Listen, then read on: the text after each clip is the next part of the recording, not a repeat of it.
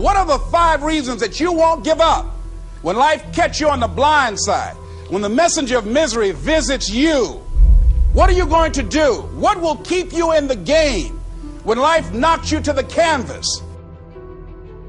Life's going to punch you right in the face. Life's going to fire you over and over again. You're going to be told you're not good enough. Your faith is going to be tested. Your family's going to look you in the eye and say, how do we get health insurance the next month? I don't know. But I know we're going to make it.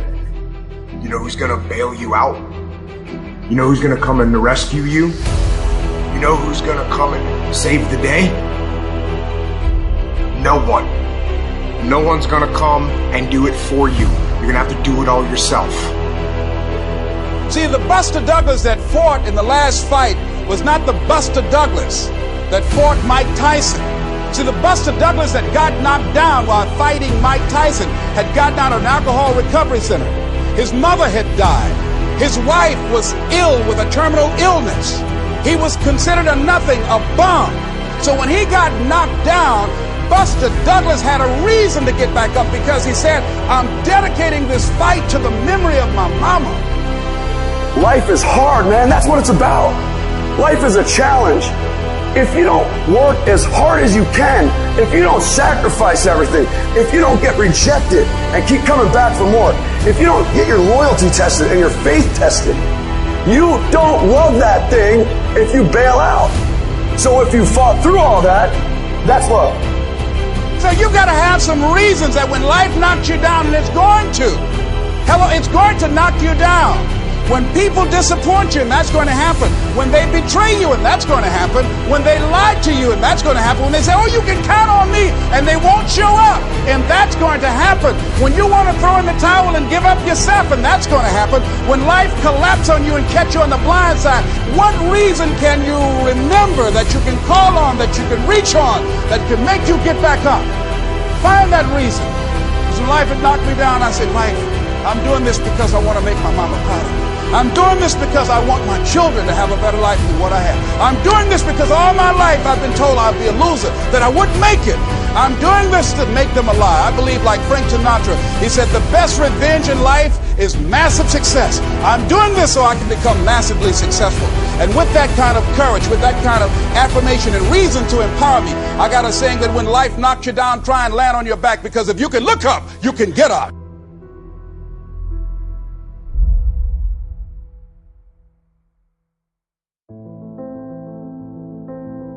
You don't have to be grim, but you do have to be serious. Hey, everybody hopes things will get better, but remember, the future does not get better by hope. It gets better by plan. And hope unaided by clear plans can finally become an illness. There's a Bible phrase that says, hope long delayed makes the heart sick. It's a sickness. I used to have the illness known as passive hope. It's bad. And there's one that is even worse, and that is called happy hope. That is really bad. The man is 50, and he's broke, and he's still smiling. That's bad. So get serious. Make plans. Put them on paper. My suggestion from experience. There's a phrase from the Bible that goes, without dreams and vision, we perish. How true. Humans have this unique ability to aspire, to dream, to go for something, to become something. Without that, life is not life. We must have dreams and never give up on our dreams.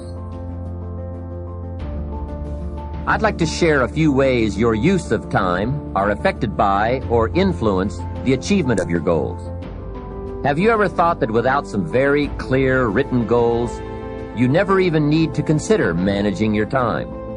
Time essentials come from objectives well defined. Time can't be critical if objectives aren't defined. Now you might be one of those uniquely fortunate individuals who can keep all their objectives and purposes clearly defined in their minds and operate from that. But I wouldn't take the chance. Write your goals down and set careful priorities. Sometimes priorities are determined by the season. For a farmer in springtime, the season dictates his most important activities. During the spring, a farmer must work around the clock, burn the midnight oil, and keep the equipment running because he has only this small window of time for the planting of his crops. One of the difficulties of living in an industrialized society is the losing of the sense of seasons. When to pour it on, when to ease back, when to take advantage. It's easy to keep going from 9 to 5, year in and year out, and lose a natural sense of priorities and appropriate time. Don't let one year just blend into the next. Keep an eye on your own seasons, lest you lose track of values and substance. Part of setting priorities is learning to separate major activities from minor activities. This is a whole skill in itself, but once you have learned it, it will pay dividends you won't believe. So learn to put everything on your mental scales to be carefully weighed before you spend time or money. Of your sanity is socially distributed. And what I mean by that is, well, let's say that you know how to behave. You're well socialized. You can play with others. Now, I said already in this conversation, if you didn't learn to play with others between the time you were 2 and 4, you will never learn. And psychologists have beat their heads against the wall trying to rehabilitate antisocial children. They can't do it after the age of 4. Is that because areas of the brain just don't develop? Well, it seems to be partly because the kids fall farther and farther behind. So let's say you make the leap from egocentric dependence on your mother at 2 and 3 to immersion in a peer group. Well, then you pick peers that are at your same developmental level, and you chase each other up the developmental ladder. And the longer you're out of that, the farther you fall behind. And so, kids, 5-year-old kids might come across another 5-year-old kid who tends to cry too much if they don't get their way. And they'll say, we don't want to play with the baby. And what they're saying is, we have to find someone who's at our developmental level, shares our developmental horizon, so that we can mutually scaffold our further development. Now, they're not going to say that, obviously, but that's the situation. And kids test each other out when they first meet. So do adults. Game. Can you play? Are you playing at the same level as me? I'm playing my game at the level that will further my development. Can you play along with me? If not, well, maybe you're lower in status and I can pull you up as a mentor. Maybe you're higher in status and I can learn from you. But if you're a peer, we can play together. Anyways, if you're acceptable to your peers and you behave well, they'll accept you. And then they tell you all the time if you're acting appropriately. If your jokes are funny, if you're dominating the conversation, if you're bringing something of value to the table. And all you have to do is pay attention to the social cues, and you'll keep yourself regulated.